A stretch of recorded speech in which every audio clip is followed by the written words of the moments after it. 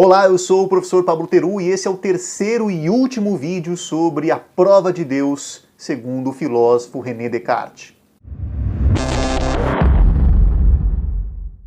Esse é o vídeo em que a gente vai chegar no processo mais refinado do raciocínio cartesiano, então é fundamental que, para que você consiga compreender, você tenha assistido ao primeiro e ao segundo nessa ordem. No primeiro vídeo eu falei sobre o cogito ergo sum, o duvido logo sou, e como a dúvida é a estrutura básica do caminho para a verdade. No segundo vídeo eu falei sobre a revelação da mente, quer dizer, Descartes descobre que existe uma mente que processa informações e tudo que ele conhece sobre a realidade não diz respeito diretamente à realidade, mas aquilo que a mente criou sobre essa realidade. Descartes então se debruça diante da dúvida de que talvez tudo seja uma invenção da sua mente e para isso ele precisa de algum esclarecimento. Logo de cara, Descartes percebe que essa ideia de que eu sou criador de tudo parece contraditória na medida em que eu penso sobre mim mesmo. Se eu sou o meu próprio criador, isso significa que eu não deveria ter memória. Ora, se a cada segundo eu me reinvento porque eu sou o meu próprio criador,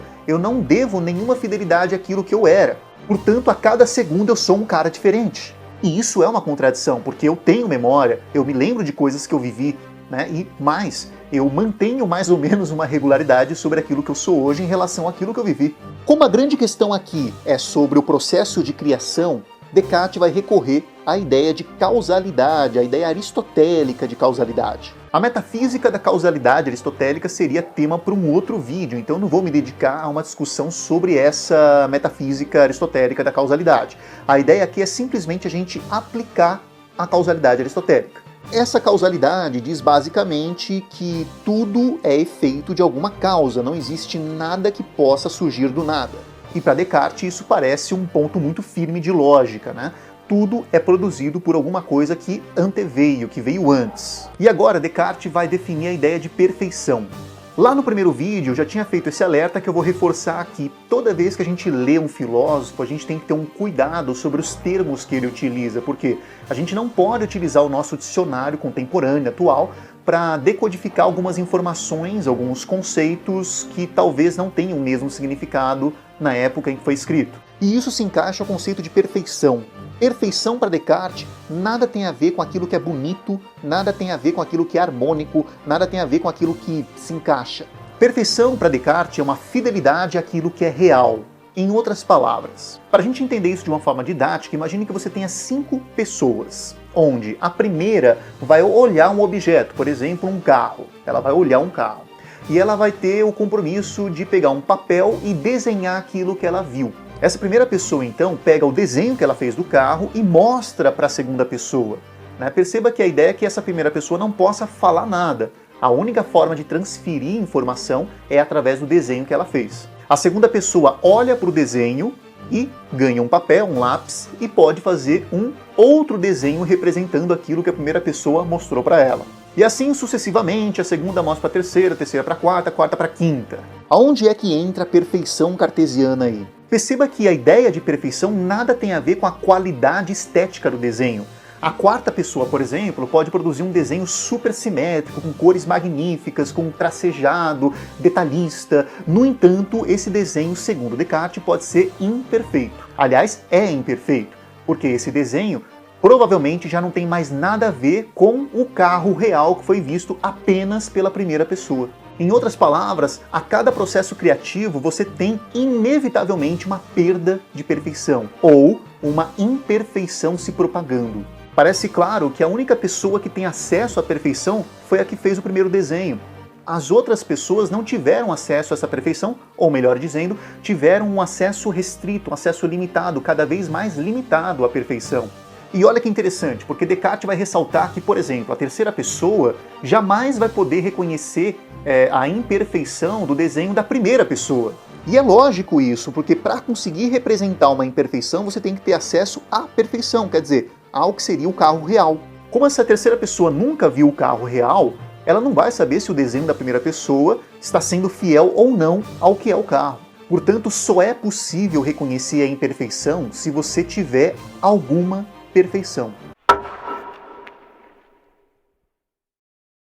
Eu sei que isso parece óbvio, mas acho que você entendeu que não é tão óbvio assim e o quanto isso vai ser complexo, mas fundamento do que Descartes vai revelar agora. Lembra daquela desconfiança de que minha mente poderia ser produtora de toda a realidade? De que talvez eu viva numa fantasia? De que minha mente produziu tudo o que eu acho que existe? Descartes agora faz a maior das suas provocações na terceira meditação, que é: será que eu inventei Deus? Deus é minha criação e não eu criação dele? Ora, se eu inventei Deus, se eu criei Deus, significa que eu sou mais perfeito do que Deus.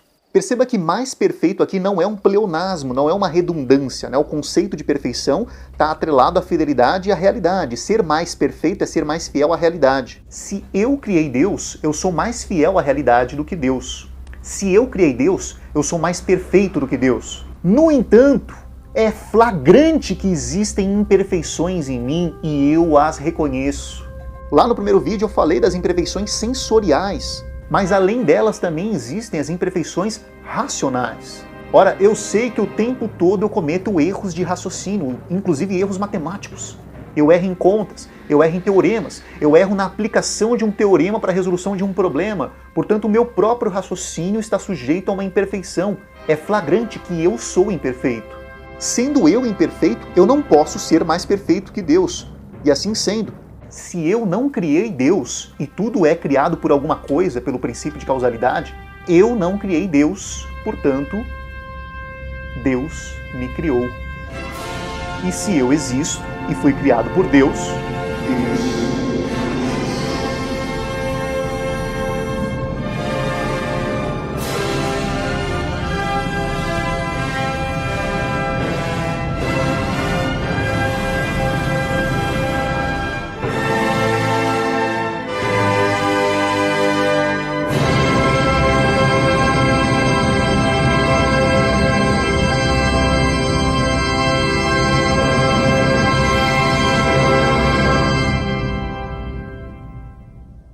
e a existência de Deus cria uma conexão de coerência entre todos os dilemas que Descartes vinha levantando como os altos indícios de existência de uma realidade. Tudo passa a fazer sentido diante da existência de Deus. A coerência, a regularidade, a identidade e a própria transformação.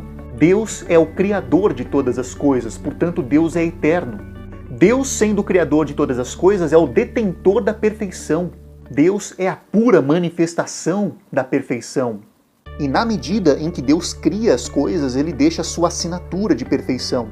E a assinatura de Deus em mim está na minha alma, disse Descartes. E é graças à presença da perfeição divina na minha alma que eu sou capaz de reconhecer as minhas imperfeições. Reconhecendo as minhas imperfeições, sou capaz eu de me aperfeiçoar. No entanto, é evidente que eu nunca vou ser perfeito, porque apenas Deus é perfeito no que diz respeito à fidelidade, à realidade. Deus é a pura realidade.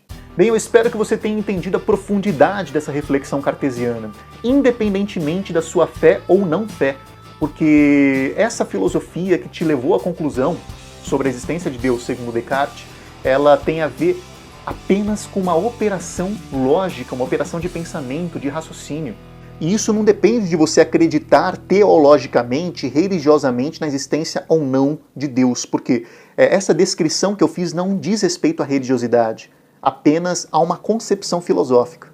E assim, entre nós, YouTube não permite palavrões, né? Então assim, é do balacobaco.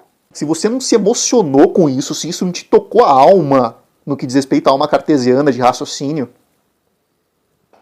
sei lá, você não é da área, velho. Procura outra coisa. Tchau.